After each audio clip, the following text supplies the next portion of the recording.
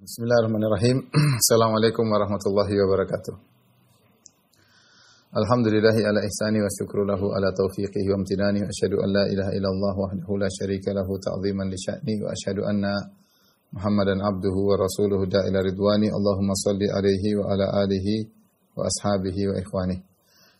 Para jamaah Masjid As-Sunnah Bintaro yang dirahmati oleh Allah Subhanahu wa taala, kita melanjutkan pembahasan kita dari kitab Al-Fiqhul Manhaji.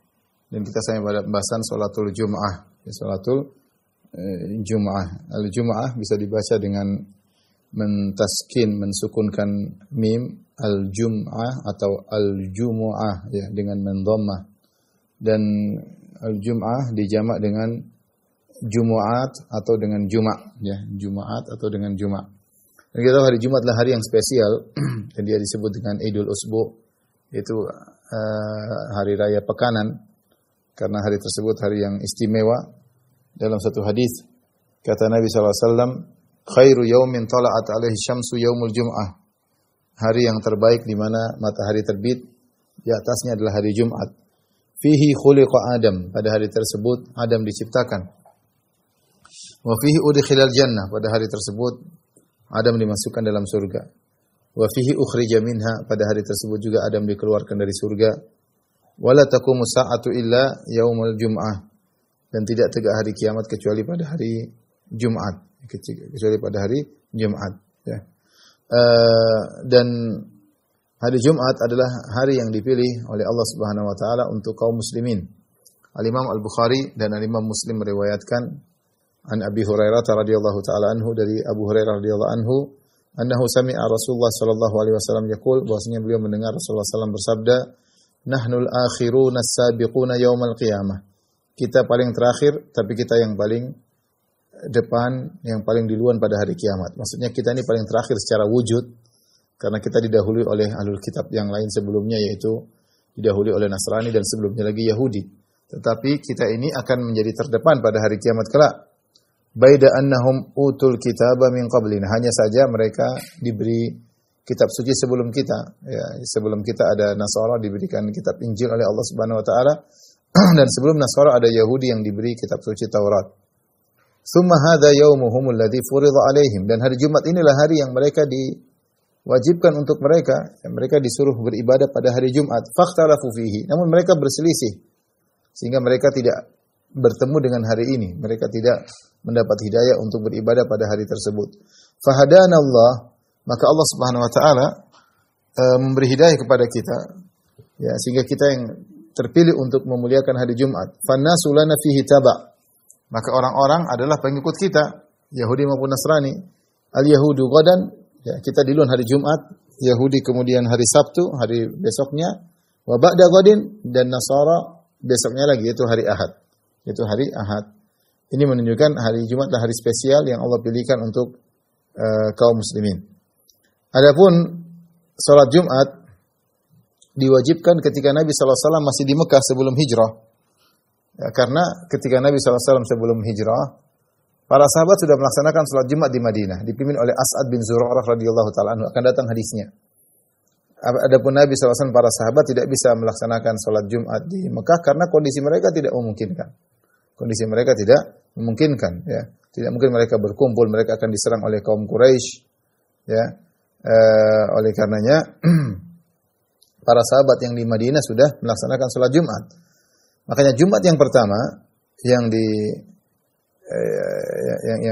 dilakukan di kota Madinah sebelum hijrahnya Nabi sallallahu alaihi wasallam adalah dilakukan oleh As'ad bin Zurarah radhiyallahu taala anhu ya.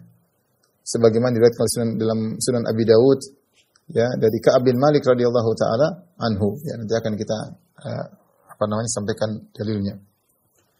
Adapun tentang disyariatkannya salat Jumat, maka telah datang dalam Al-Qur'an maupun dalam hadis-hadis Nabi sallallahu alaihi wasallam.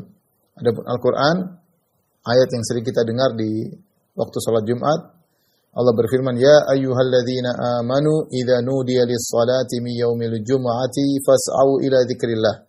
Wahai orang yang beriman, jika diserukan, dikumandangkan azan untuk salat Jumat, fas'au ila dzikrillah, maka bersegeralah menuju zikrullah, yaitu menuju khutbah, untuk mendengarkan khutbah. Wa dzarul bai', dan tinggalkanlah jual beli di antara kalian. Dzalikum khairul lakum in kuntum ta'lamun. Itu lebih baik bagi kalian jika kalian mengetahui.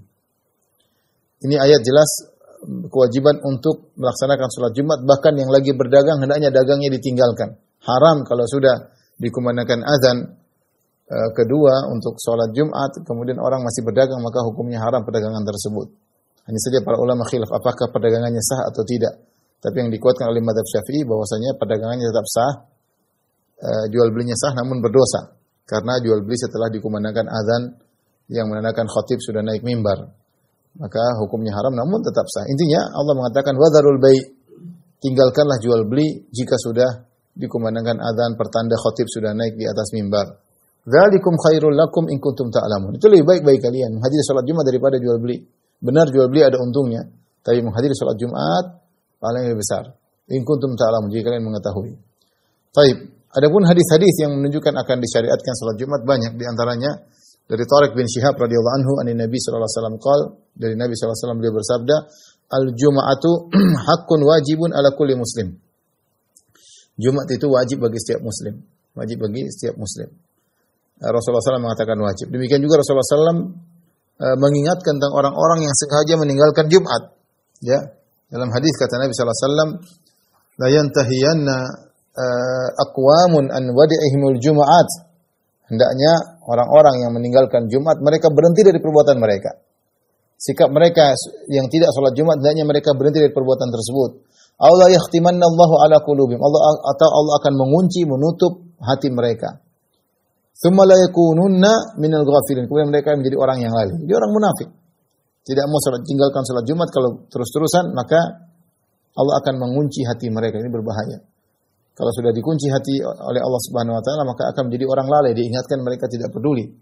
Dalam hadis yang lain, Nabi sallallahu alaihi wasallam bersabda, "Man taraka thalatha jum'ain tahawunan taba Allahu ala qalbihi." Siapa yang meninggalkan Jumat 3 kali, ya, maka Allah akan menstempel atau mengunci hatinya. Dalam riwayat yang lain, "Man tarakal jum'ata thalathan min ghairi udhrin faqad nabadha al-islama wa ra'a dhahrihi." Barang siapa yang meninggalkan Jumat sebanyak 3 kali tanpa ada uzur, maka dia telah membuang Islam di belakang punggungnya, ya. Jadi jelas bahwasanya Jumat adalah ibadah yang salat Jumat adalah ibadah yang agung, hukumnya wajib, dan ancaman bagi orang yang meninggalkan Jumat 3 kali akan dikunci hatinya, jadilah menjadi orang yang munafik, ya. Taib, adapun hikmah dari disyariatkannya salat Jumat, maka hikmahnya banyak, faedahnya banyak, ya. Kalau kita mau sebutkan banyak sekali. Tapi di antaranya kaum muslimin bertemu pada salat Jumat. Apalagi zaman dahulu namanya salat Jumat hanya di Masjidul Jami', disebut Masjid Al-Jami', yaitu masjid yang mengumpulkan orang-orang. Nah, banyak masjid-masjid, tapi hanya salat 5 waktu. Adapun salat Jumat harus berkumpul pada masjid tersebut. Bahkan dahulu setiap kota cuma 1 masjid untuk melaksanakan salat Jumat. Seperti di Madinah dulu Masjid Nabawi. Ya. Ketika orang tidak begitu banyak, maka orang-orang dari kampung datang untuk melaksanakan salat Jumat. Ya, sehingga benar-benar hari tersebut hari pertemuan besar. Kaum muslimin bertemu setiap pekan sekali di masjid tersebut. Ya. Kemudian mereka mendengar satu komando nasihat dari satu imam atau dari satu khatib yang mereka dengar bersama, ya, sehingga mereka saling lebih dekat, saling mengenal, ya.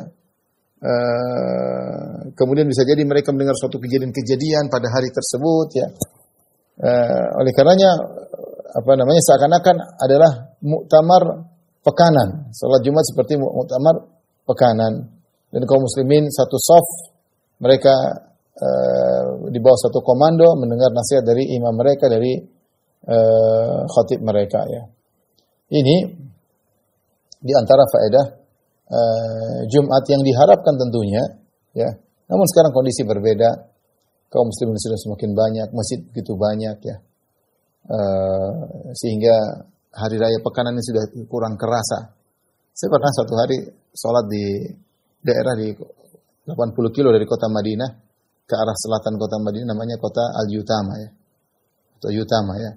Kota tersebut ya bukan kota besar, dia kota kampung ya, tapi di situ ada masjid jami untuk orang sholat Jumat. Jadi ketika dilaksanakan sholat Jumat, saya sholat Jumat itu orang datang dari jauh pada sholat Jumat di situ. Bahkan khatibnya pun dari kota Madinah. Saya pergi sama sang khatib ya sekitar 80 kilo sampai sana, kemudian pagi-pagi kita sudah berangkat, kemudian dia khutbah Jumat.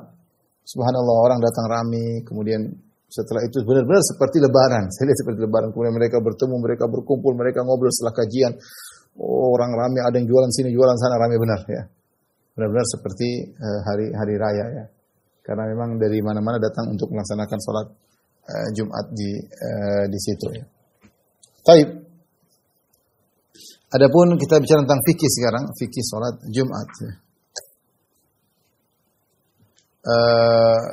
Syarat wajib sholat Jumat ya.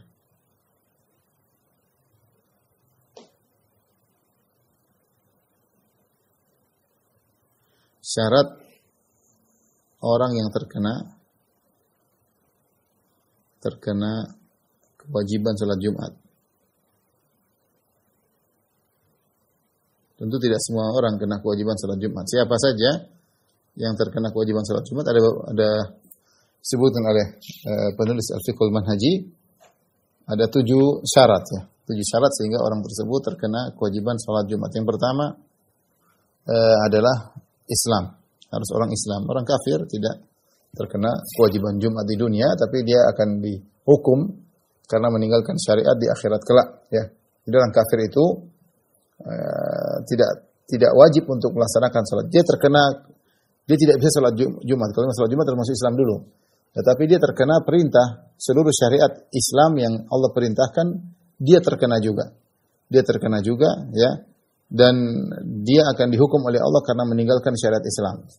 Dalilnya adalah seperti dalam surat Al-Mudaththir, Allah Subhanahu wa taala berfirman ketika penghuni surga berbicara sama penghuni neraka.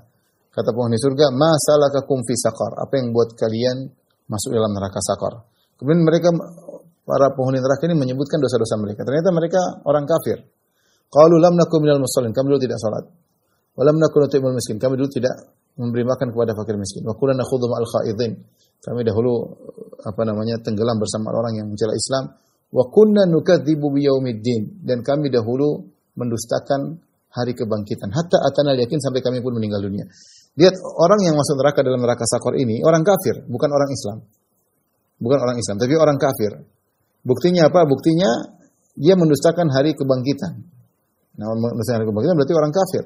Tetapi dia diazab dalam neraka Saqar dengan beberapa sebab. Di antaranya karena dia mendustakan hari kebangkitan, iya. Di antaranya dia tenggelam bersama orang yang mencela Islam, iya. Di antaranya dia karena meninggalkan sholat dan karena tidak memberi makan kepada fakir miskin. Dan karena tidak memberi makan kepada fakir miskin. Padahal dia kafir ketika di dunia, dia tidak boleh sholat, dia harus masuk Islam dulu. Tapi meskipun dia tidak boleh sholat karena belum masuk Islam, dia sudah terkena hukuman dosa karena dia meninggalkan seluruh syariat Islam. Ya, pembahasan ini penting ketika pembahasan misalnya ada kita misalnya di bulan Ramadan, kemudian seorang Muslim menjual makanan, apakah boleh dia jual kepada orang kafir? Ya, orang kafir ya, tak boleh jawabannya. Karena kita membantu dia bermaksiat. Dia makan di siang hari bulan Ramadan, meskipun dia tidak wajib puasa karena dia masih kafir. Tapi dia makan di siang hari bulan Ramadan, dia terkena dosa. Ya, dia terkena dosa. Misalnya kita jual khamr kasih orang kafir, orang khamr tidak masalah. Tidak boleh hukumnya tidak boleh. Sama kita kasih makan haram sama dia, tidak boleh.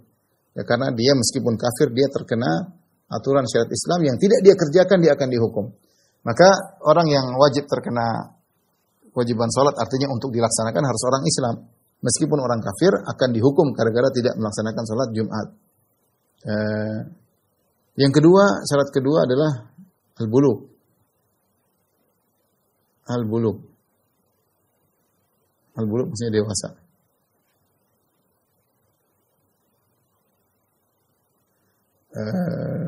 Maka anak kecil tidak wajib sholat Jumat tentunya. Yang ketiga adalah al-aql, berakal. Berakal dalam hal ini bukan orang gila. Bukan orang gila ya, atau terganggu pikirannya, karena orang gila tidak ghairu mukallaf, tidak diwajibkan untuk melaksanakan salat Jumat. Bahkan salat pun tidak wajib. Kemudian yang keempat ya, adalah al-hurriyah al-kamilah. Itu orang yang merdeka, orang yang merdeka. Bukan budak atau setengah budak. Ini pembahasan sahabat. Ada budak yang setengahnya sudah dibebaskan, setengahnya belum. Tapi intinya dia harus orang yang merdeka. Karena budak dia sibuk untuk mengurusi majikannya, pemiliknya, sehingga dia tidak wajibkan untuk sholat Jumat. Yang kelima adalah az-dzukura, yaitu lelaki. Maka wanita tidak wajib Jumat ya.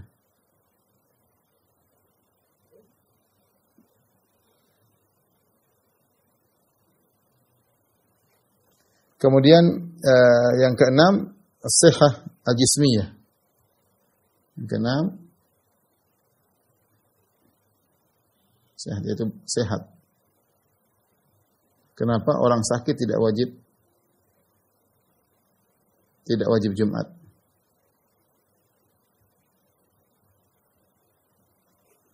Yang ketujuh kita tambah di sini adalah al-iqamah.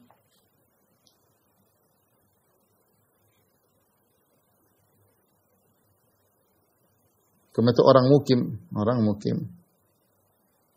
Statusnya mukim. Bukan status musafir tidak wajib. Status musafir tidak wajib Jumat.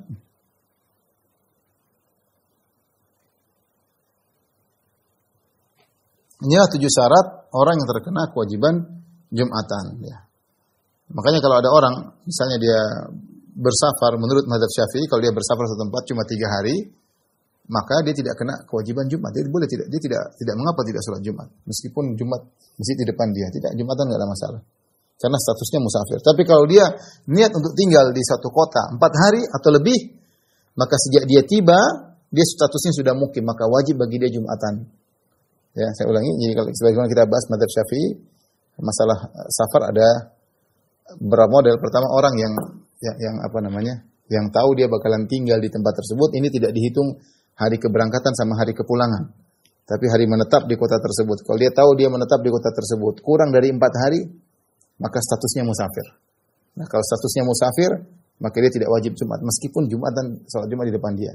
Dia tidak wajib Jumat, tidak wajib salat berjamaah.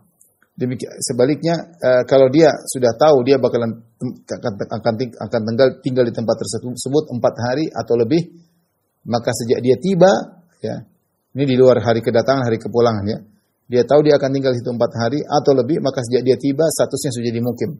Statusnya sudah jadi mukim, maka kemudian dia harus sholat Jumat. Kalau dia pergi suatu tempat, dan dia tidak tahu kapan dia pergi, kapan dia berapa lama dia harus tinggal, karena ada keperluan, bisa jadi cepat, bisa jadi lambat. Kalau dia tidak tahu kapan dia mau pulang, bisa jadi besok dia pulang, bisa jadi besok dia pulang, bisa jadi besok pulang, maka mazhab Syafi'i mengatakan maksimal 18 hari. Hari ke-19 maka statusnya bukan lagi musafir dan dia harus sholat Jumat, ya.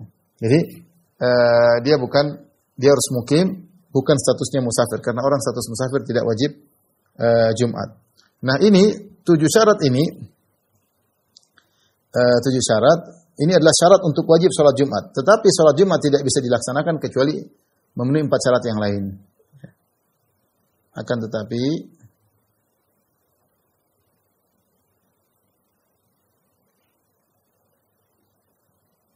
tidak bisa dilaksanakan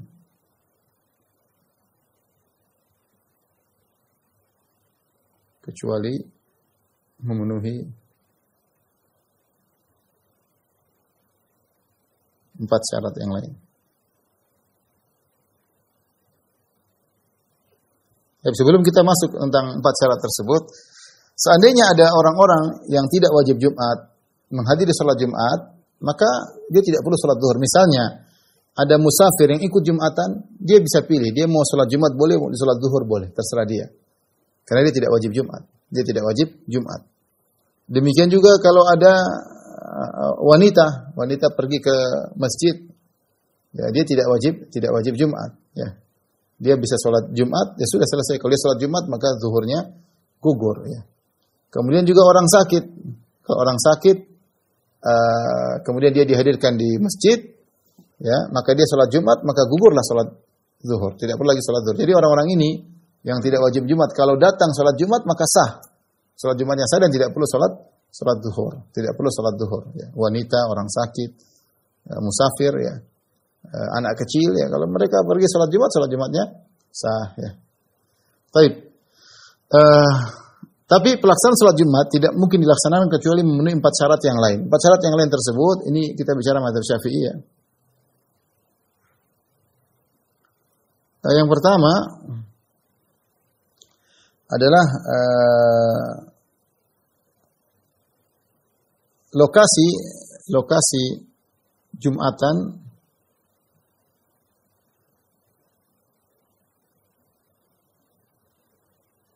harus berada di kota, Di kota yang di situ ada penduduk, ya. Ada penduduk, ya. Makanya kalau mereka mengatakan, ya, penduduk yang bukan, kalau seorang sholat Jumat, misalnya mereka sholat Jumat, lokasi pelaksanaan sholat Jumat ini, misalnya mereka laksanakan, kita keluar kota, kita sholat Jumat di lapangan terbuka, ini nggak boleh. Ini tidak boleh. Sengaja sholat Jumat, sengaja membuat lokasi sholat Jumat di luar kota, di luar areal pemukiman.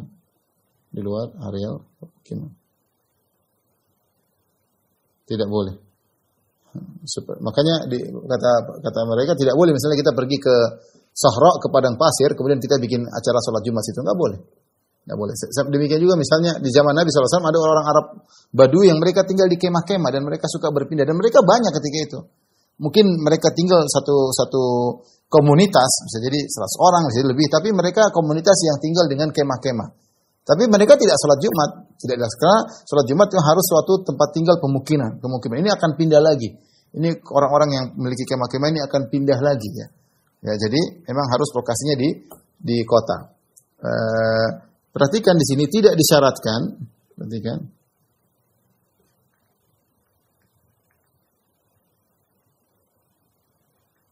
tidak disyaratkan lokasi pelaksanaan sholat Jumat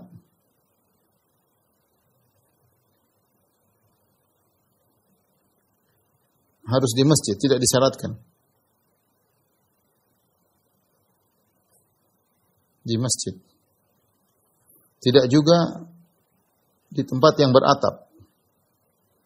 Tidak harus yang beratap. Boleh di ruang terbuka, boleh. Yang penting di kota.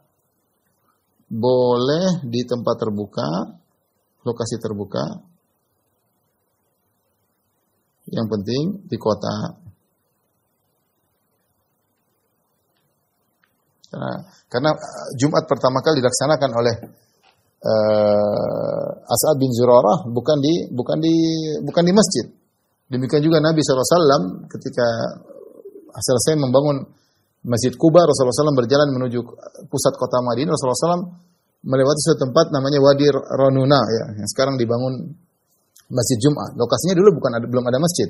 Rasulullah sholat di lapangan, artinya sholat Jumatnya di lapangan. Jadi tidak harus sholat Jumat itu di ruang tertutup, tidak harus di masjid. Yang penting tempat orang sudah sepakat akan melaksanakan Jumat, nggak ada masalah. Meskipun ruangan terbuka, ya. Seperti beberapa pelaksanaan di kantor-kantor boleh, di bedroom boleh. Yang penting mereka sepakat kita mau sholat Jumat di sini. Seperti pernah saya juga di lokasi di Pondok Indah, kemudian di tempat terbuka, ya. Oke, nggak ada masalah. Tidak harus di masjid, ya.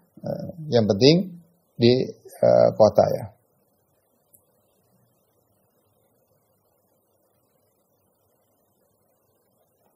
Dalilnya apa? Karena di zaman Nabi SAW dan Khulafaur Rasyidin demikian pelaksanaan sholat Jumat. Tidak ada kabilah-kabilah Arab Badui yang tinggal di sekitar kota Madinah bikin Jumatan sendiri, nggak ada. Mereka semua datang ke kota Madinah untuk melaksanakan sholat di kota. Karena tujuan sholat Jumat adalah untuk berkumpul, kemudian kasih wejangan dari penguasa, sehingga ada satu komando, mereka mungkin mendapatkan kabar-kabar, sehingga disebut dengan Idul Usbu'i, yaitu hari raya pekanan. Syarat yang kedua,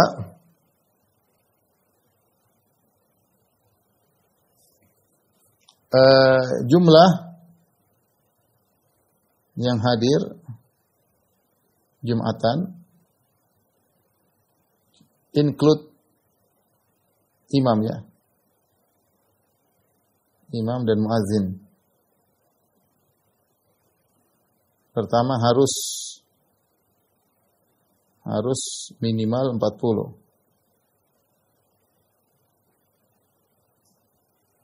Yang kedua harus mustautin. 40 orang tersebut adalah al-mustautin, yaitu penduduk asli. Maksudnya penduduk yang menetap, yang rumahnya di situ, yang menetap ya. Ya. Bukan dalam kurung, bukan musafir, bukan juga mukim tapi penduduk asing. Bukan juga penduduk luar yang mukim. Pendatang yang mukim.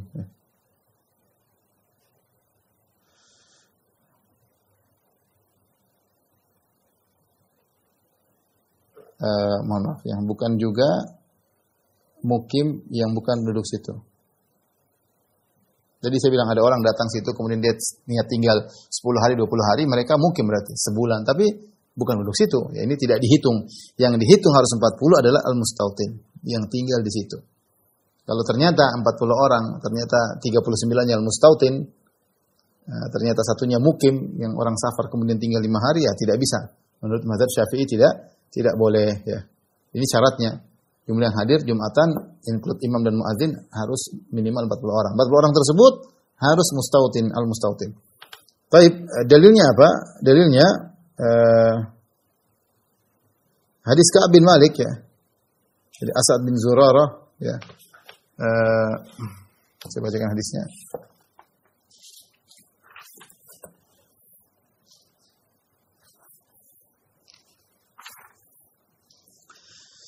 Dari Abdurrahman bin Ka'ab bin Malik, anaknya Ka'ab bin Malik, Abdurrahman bin Ka'ab bin Malik radhiyallahu anhu, an abihi, dari Ka'ab bin Malik radhiyallahu anhu.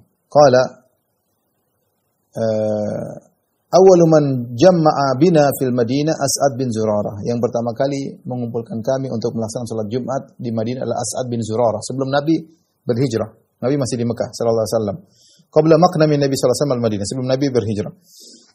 Fi nuqai al-khadimat, yaitu di suatu tempat ya, ala mil min manazil Bani Salimah, yaitu kira-kira 1 mil dari tempat tinggal kampung Bani Salimah. Qultu kam kuntum, berkata Abdurrahman bin Ka'ab bin Malik, anaknya Ka'ab bin Malik bertanya, kam kuntum, berapa jumlah kalian? Perhatikan sini. Berapa jumlah kalian? Qala arba'una rajulan. Kami waktu itu 40 orang. Ini hadisnya Hasan, riwayat Abu Daud ya. Datang dalam riwayat yang lemah ya, riwayat Baihaqi, Ibnu Mas'ud berkata, anna Nabi sallallahu alaihi wasallam jama'a bil Madinah wa kanu 40 rajulan. Ketika Nabi salat Jumat di Madinah juga 40 orang. Tapi hadis ini yang kedua ini lemah ya. Lemah karena ketika Nabi datang harusnya kaum muslimin lebih banyak. Jadi secara sanad lemah, secara makna juga kurang tepat. Karena Nabi ketika sudah datang hijrah kota Madinah, kaum muslimin lebih dari 40. Masa yang Jumatan cuma 40 orang. Tapi intinya yang dijadikan dalil oleh mazhab Syafi'i adalah hadis tadi As'ad bin Zurarah radhiyallahu anhu ketika pertama kali mengumpulkan orang salat Jumat, jumlahnya 40 orang. Inilah dijadikan dalil oleh mazhab Syafi'i. Jadi kalau kurang dari 40 tidak sah. Ya. Dan dalil mereka mengatakan bahwasanya ya, tidak sah salat Jumat kecuali dengan jumlah yang pernah datang dalam dalil akan sahnya. Jumlah pernah datang dalam akal sah. Tidak ada datang dalam dalil Jumatan yang kurang dari 40. Ini sisi pendalilan mazhab Syafi'i. Nabi Jumatan berulang-ulang, para sahabat berulang-ulang, tidak pernah datang riwayat dari Nabi SAW bahwa Nabi pernah Jumatan kurang dari 40. Kata mereka ya. Sehingga padahal Nabi bersabda, "Shallu kama ra'aitumun usalli." Salatlah sebagaimana kalian aku salat. Kalau begitu, Jumatan yang paling minimal pernah ada 40, maka itulah syarat Jumatan ya. Ini pendapat mereka. Ya, tentu ada khilaf, sudah pernah kita jelaskan dalam bahasan yang lain. Bahwasanya jumlah minimal yang hadir sholat Jumat itu ada beberapa pendapat. Ada yang mengatakan 40 seperti mazhab Syafi'i, ada yang mengatakan 12. Ya. Fa idza ra'au tijaratan faddu ilaiha wa tarakuka qa'imah. Ya, di situ ketika pernah terjadi Nabi sallallahu alaihi wasallam berkhutbah kemudian datang pedagang-pedagang, maka orang-orang pada pergi ke tempat pedagang, tinggal 12 orang yang tersisa. Sehingga mereka mengatakan 12 minimal. Taib yang lain mengatakan, ada yang mengatakan 5, minimal 5. Kenapa 5? Karena Allah mengatakan, ya ayyuhalladzina amanu idza nudiya lis-salati yaumil jum'ah fas'au ila dzikrillahi wa dzarul bai'. Wahai orang beriman, jika dikumandangkan azan untuk salat Jumat, berarti muadzin sendiri. Fas'au ila dzikrillah, segeralah menuju kepada khutbah. Khutbah berarti ada imamnya 2. Fas'au segeralah kalian. Fas'au ini adalah jamak 3 orang, berarti 3 jamaah plus imam plus muadzin 5. Dia mengatakan 5 minimal. Ibnu Hazm kalau tidak salah mengatakan 2. Karena hukum asal sholat Jumat dan sholat jamaah sama jamaah. Dan kita tahu orang sholat berjamaah 2 sah. Kalau gitu Jumatan 2 sah. Yang lain mengatakan 3. Intinya tidak ada dalil yang kuat dalam hal ini. Saya lebih condong bahwasanya 3. Artinya kalau 3 suatu daerah ternyata mungkin orang pada meninggal, mungkin ada penyakit, ternyata ada yang ke masjid cuma 3 orang, laksanakan sholat Jumat. Tapi intinya ini mazhab Syafi'i, kalau kurang dari 40 tidak wajib Jumat. Terus apa yang mereka lakukan? Cuma 39 orang. 39 orang, 5 orangnya musafir. Misalnya mereka ada jumlah 45. Ternyata dicek 45 itu 6-nya musafir, yang penduduk situ cuma 39. Terus apa yang dilakukan? Salat zuhur semuanya. Salat zuhur. Karena salat Jumat tidak sah, harus 40 minimal. Tapi wallahu alam sisi penilaian memang kurang kuat dalam hal ini. Kenapa? Karena hanya kebetulan ketika itu Abdurrahman bin Ka'ab bin Malik bertanya, "Kam kuntum?" Kalian itu berapa orang? Kami 40 orang waktu itu. Tidak, seandainya dijawab kami 35 orang, mungkin jadi dalil juga 35. Kebetulan 40. Tidak ada isyarat dari Nabi bahwasanya harus minimal 40, enggak ada. Ketika tidak ada jumlah tertentu yang disyarat oleh Nabi sallallahu alaihi wasallam, maka banyak ulama yang merajikan kita kembali kepada secara bahasa, namanya Jumat itu wajib fi jamaah. Dalam hadis Rasulullah SAW mengatakan Jumat itu wajib fi jamaah. Ya.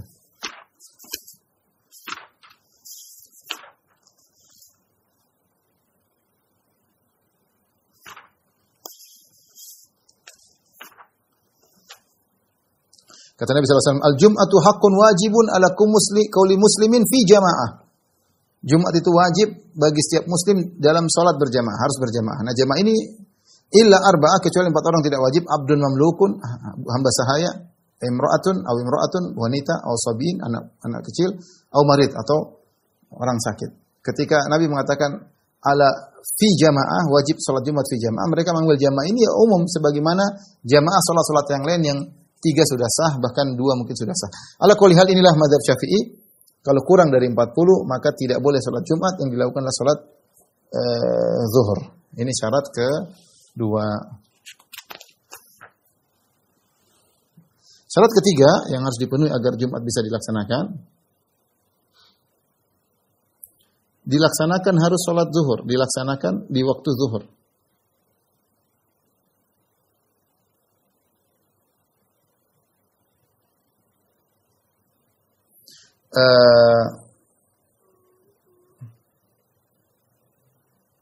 Jadi disyaratkan ini dijelaskan oleh penulis Syekh Muhammad Zuhaili bahwasanya sejak awal khutbah, yaitu maksudnya apa? Maksudnya sejak awal khutbah hingga salam dari salat Jumat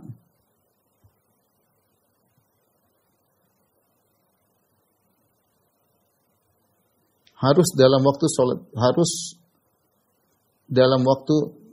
salat zuhur.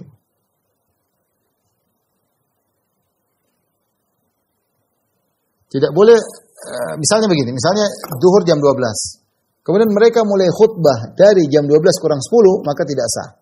Karena menurut mazhab Syafi'i, zuhur itu 4 rakaat.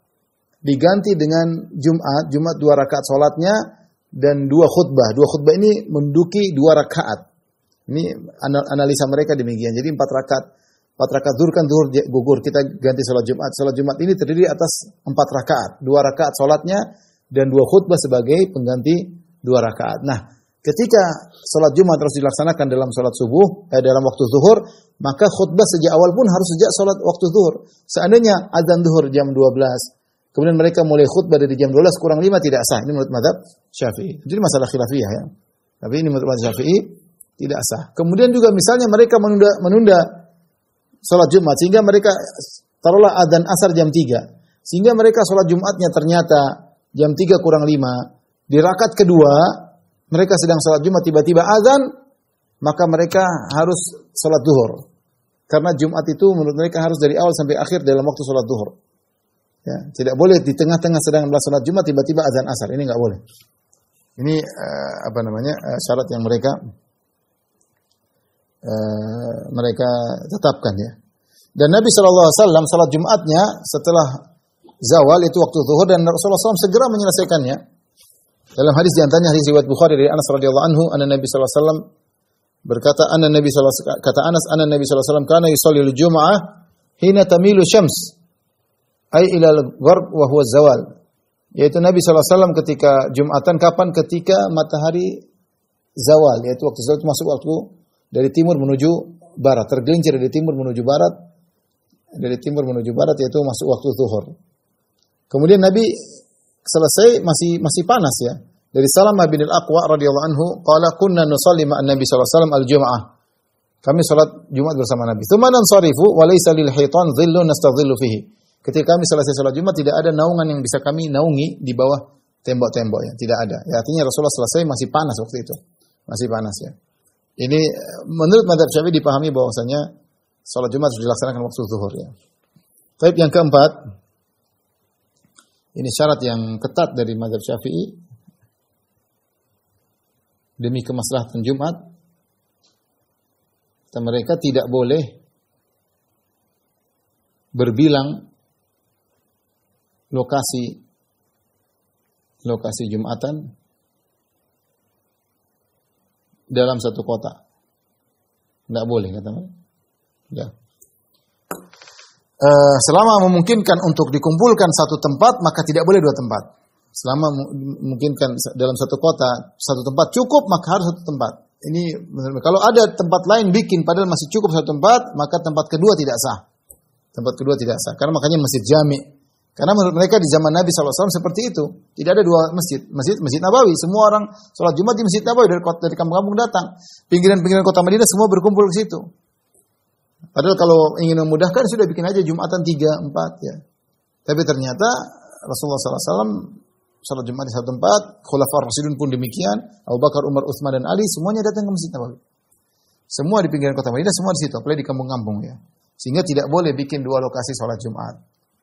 Ini kalau memungkinkan. Jadi kalau tidak memungkinkan seperti zaman sekarang, kita di Jakarta saja masjid tidak cukup. Masjid tidak cukup. Padahal tidak semua orang salat Jumat, masih banyak yang malas-malas ya. Berkumpul di Stadion Gelora Bung Karno tidak cukup ya. Manusia kaum muslimin terlalu banyak sehingga akhirnya belum lagi perginya, pulangnya sehingga akhirnya terjadilah banyak-banyak masjid. Tapi akhirnya terlalu banyak ya. Masjid kecil akhirnya terjadi perselisihan dan yang lainnya ya. Tujuan untuk satu itu agar satu kesatuan, satu hati, satu kata ya di antaranya. Dalil akan hal ini riwayat Imam Bukhari dan Muslim dari Aisyah radhiyallahu taala anha, beliau berkata, "Kana nasu yantabuna yaumal jum'ah min manazilim wal awali." Orang-orang dahulu datang berbondong-bondong, berganti-gantian silih berganti menuju Masjid Nabawi dari rumah-rumah mereka, dari awali, dari tempat yang agak jauh dari kota Madinah, 4 mil, 5 mil mereka datang menuju Masjid Nabawi.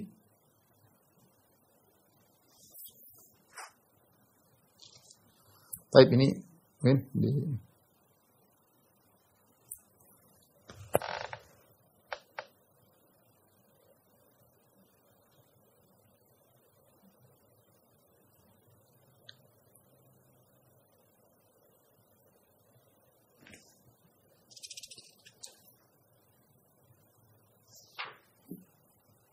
sudah. Baik, salat Jumat, kewajiban Jumat.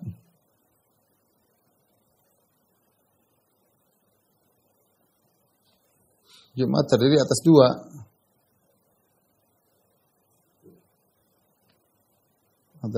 bagian ya. Sebagaimana tadi kita sudah jelaskan bahwasanya Mazhab Syafi'i memandang salat Jumat pengganti zuhur. Artinya 4 rakaat menjadi 2 rakaat dan 2 khutbah. Yang pertama 2 khutbah. Kewajiban yang pertama 1, kemudian kewajiban 2, kedua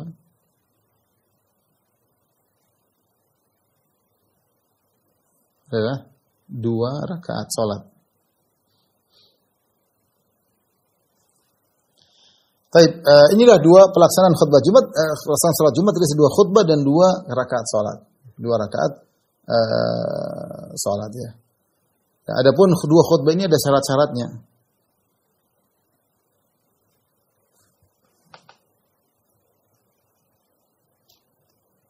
Ada syarat dan ada rukun. Kita apa namanya?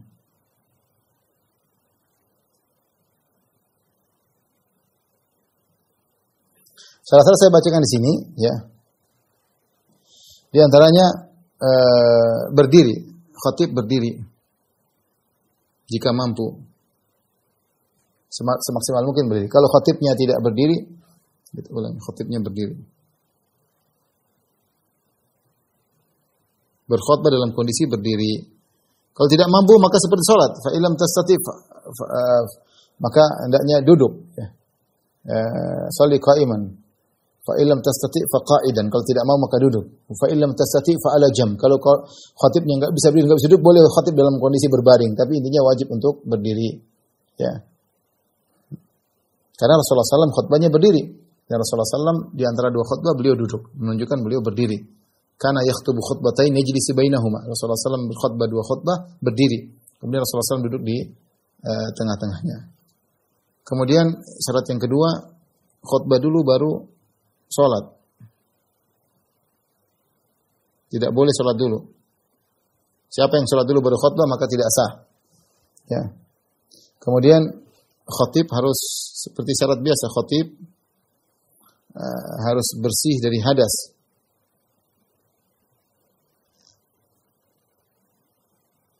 Hadas dan najis, ya.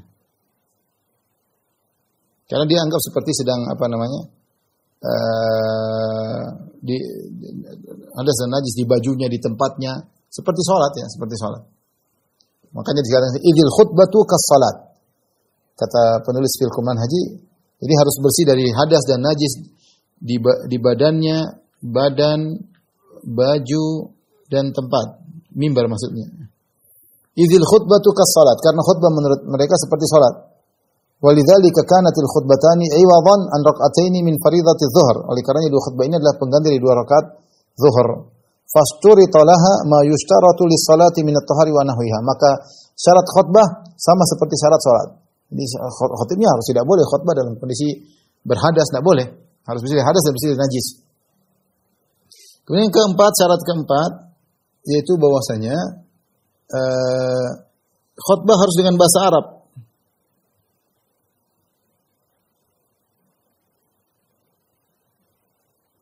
Saya bacakan perkataan penulis Fiqh Manhaji. Alal khatib an yakhtub bil lughah al arabiyyah. Khatib harus berkhutbah dengan bahasa Arab.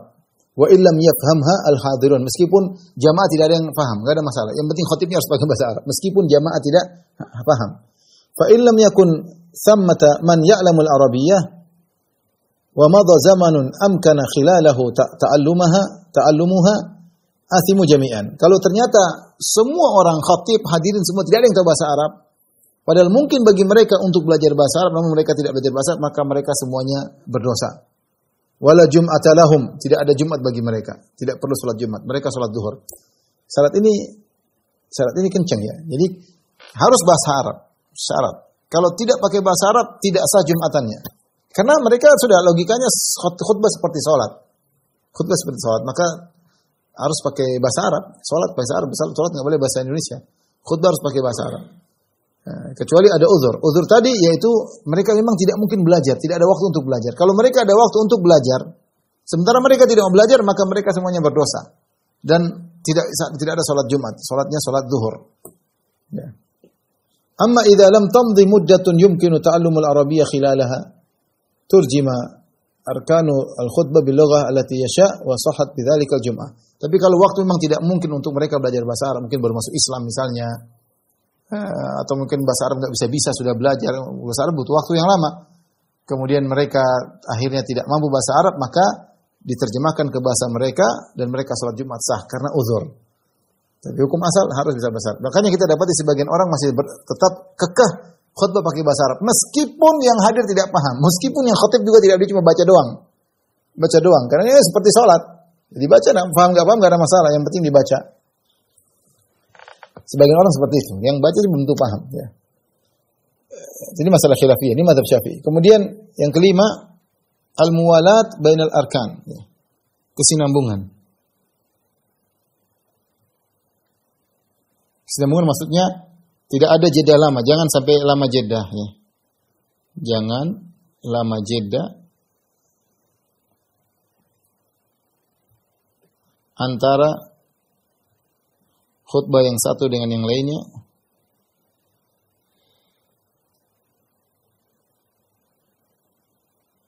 Yang kedua, antara khutbah satu dengan khutbah yang kedua, dan antara khutbah dengan sholat. Jangan sampai habis selesai khutbah kemudian lama 1/4 jam baru sholat, ini tidak boleh. Harus mualat, harus segera. Ya. Kemudian syarat berikutnya yang terakhir, ya, bahwasanya yang mendengar khutbah harus 40 orang.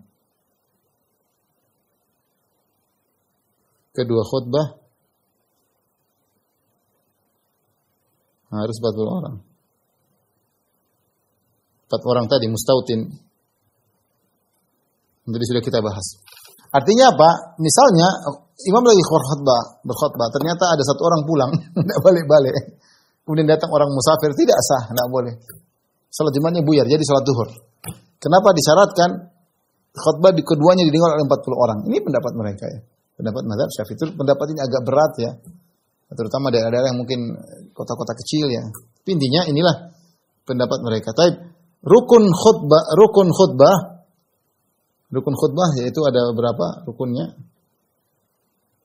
Dalam khutbah harus ada memuji Allah. Alhamdulillah. Cukup alhamdulillah. Ya, ala ihsani misalnya. Alhamdulillah rabbil alamin sudah cukup. Dengan bentuk apapun enggak ada masalah, memuji Allah Subhanahu wa taala. Yang kedua, salawat kepada Nabi. Allahumma shalli ala Muhammad, selesai. Sallallahu alaihi wasallam, selesai. Kita dalam berkata Nabi sallallahu alaihi wasallam, selesai. Berkata Nabi alaihi salatu wasallam, selesai. Pokoknya bersalawat kepada Nabi, selesai. Kemudian di khutbah ada salawat kepada Nabi sallallahu alaihi wasallam. Kemudian yang ketiga, wasiat untuk bertakwa. Wasiat untuk bertakwa ini yang penting mau bilang ittaqullah, bertakwalah kepada Allah, yang penting menganjurkan untuk beramal saleh, meninggalkan maksiat, pokoknya itu namanya takwa. Dan rata-rata khutbah isinya bertakwa. Rata-rata khutbah isinya bertakwa itu apa? Melakukan kebajikan, meninggalkan kemaksiatan.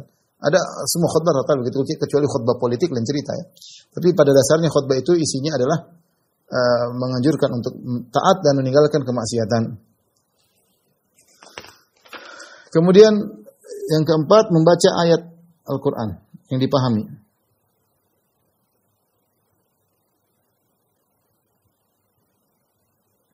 Ini semua mereka ada dalil-dalilnya. Dalil Rasulullah memuji Allah ketika berkhutbah, Rasulullah wasiat untuk bertakwa, Rasulullah SAW membaca ayat, ya seperti. Tapi apakah ini sudah merupakan rukun? Ini istimbat dari ulama Syafi'i, mereka mengatakan rukun. Yang kelima, mendoakan kaum muslimin.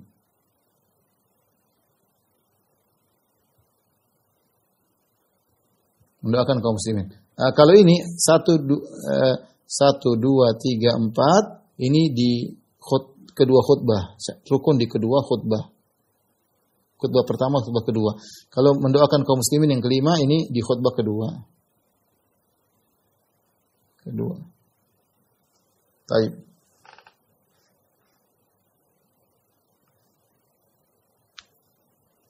Baik, ini adapun salat, ya kita tahu salat 2 rakaat, ya. Salat 2 rakaat, ya. Dijahar, ya. di jahar ya, 2 rakaat, kedua rakaat. Sebagaimana kita tahu ya. Baik. Berikutnya kita baca secara singkat ya. Adab-adab Jumat. Adab-adab Jumat ya. Hari Jumat ada adab-adabnya ya. Adapun saya ulangi, kalau ada orang masbuk, dia datang terlambat. Kalau dia mendapati imam masih dalam rukuk rakaat kedua, maka dia dapat rakaat. Tapi kalau dia mendapat imam rakaat kedua, imam sudah bangun sami Allahu liman hamidah, maka dia tidak dapat rakaat, dia sambung salat zuhur 4 rakaat. Imam salam, dia salat zuhur 4 rakaat. Tapi kalau dia masih mendapati rakaat kedua, masbuk rakaat kedua dan dia masih mendapati rukuk, kalau dia masih mendapati rukuknya imam rakaat kedua, maka kalau imam salam dia tinggal tambah 1 rakaat. Tapi kalau dia sudah tidak mendapati rukuk imam rakaat kedua oleh imam, maka dia tinggal ganti dengan zuhur. Baik, kita lanjut biar sekalian ya. Adab-adab Jumat. Saya secara singkat ya. Pertama mandi, jangan lupa mandi ya. Kemudian yang kedua bersihkan badan dari kotoran-kotoran. Kalau kuku sudah digunting ya sudah. Tapi kalau belum ya digunting, dibersihkan. Kalau rambut atau bulu-bulu sudah dicukur, rambut kemaluan ya sudah tidak perlu dicukur. Tapi kalau belum dibersihkan ya. Dalilnya ada semua ya. Kemudian memakai baju yang terbaik ya. Memakai baju yang terbaik ya. Kemudian juga segera menuju ke masjid ya. Ya, barang siapa yang menikah salat Jumat ya. Barang siapa mandi pada hari Jumat kemudian dia pergi di waktu pertama seperti dia menyembelih onta ya. Barang siapa pergi waktu kedua seperti menyembelih sapi. Barang siapa pergi pada waktu ketiga seperti menyembelih atau berkorban kambing yang bertanduk. Barang siapa yang pergi ke waktu yang keempat seperti menyembelih ayam. Barang siapa yang pergi ke waktu kelima seperti menyumbang sebutir telur ya. Kalau imam sudah keluar maka malaikat mendengarkan zikir ya. Jadi kalau bisa semakin pagi semakin cepat ya. Jadi waktu itu dibagi 5 oleh para ulama. Dimulai dari waktu duha, yaitu waktu terbit matahari sampai azan zuhur. Ini dibagi 5. Dibagi 5 kan. Misalnya kalau 5 jam, berarti jam pertama itulah. Kalau yang pergi ke masjid jam pertama, itulah yang mendapatkan seperti menyembelih seekor onta. Kalau yang pergi jam kedua, maka dia akan mendapati seperti menyembelih seekor sapi. Jadi yang kalau ingin cari pahala cepat-cepat hari Jumat. Makanya hari Jumat memang paling bagus kita kosong dari kegiatan, kemudian kita segera pergi ke masjid. Dan jangan lupa salat 2 rakaat ketika masuk masjid. Ya, bahkan kalau imam sedang berkhutbah, tetap salat 2 rakaat. Sebagaimana Sulaik Al-Ghatafani, dia datang Nabi sedang berkhutbah, kemudian dia duduk, Rasulullah tegur, Rasulullah katakan salat 2 rakaat dan salatnya cepat. Kemudian insat, yaitu menyimak perkataan khatib ya. Menyimak perkataan khatib ya. Jangan lupa di hari Jumat disunahkan baca surat Al-Kahfi di hari Jumat atau malam Jumat ya. Kemudian jangan lupa banyak bersalawat kepada Nabi sallallahu alaihi wasallam pada hari Jumat ya, baik malam Jumat ataupun hari Jumat. Yang ketiga, jangan lupa untuk berbanyak doa pada hari Jumat atau malam Jumat. Terutama hari Jumat ada waktu istijabah. Ada yang mengatakan ba'da asar, ada yang mengatakan ketika seorang sedang salat. Dan ini cukup kuat karena Nabi sallallahu alaihi wasallam berkata, di hari Jumat fiha sa'atun la yuwaffiquha 'abdun muslim wa huwa qa'imun yusalli yas'alullah ta'ala syai'an illa atahu iyyah. Di hari Jumat ada suatu saat di mana tidaklah seorang hamba sedang salat kemudian dia minta kepada Allah kecuali Allah akan kabulkan. Syekh Utsaimin rahimahullah menegaskan akan hal ini. Kalau hari Jumat berusaha berdoa dalam salat, baik ketika sujud ataupun setelah tasyahud akhir. Karena itu di antara waktu istijabah. Menurut suatu pendapat. Pendapat lain mengatakan waktu istijabah tersebut adalah ketika menjelang maghrib, itu di waktu setelah asar. Demikian saja kajian kita, insyaallah kita lanjutkan pekan depan. Wabillahi taufiq wal hidayah. Assalamualaikum warahmatullahi wabarakatuh.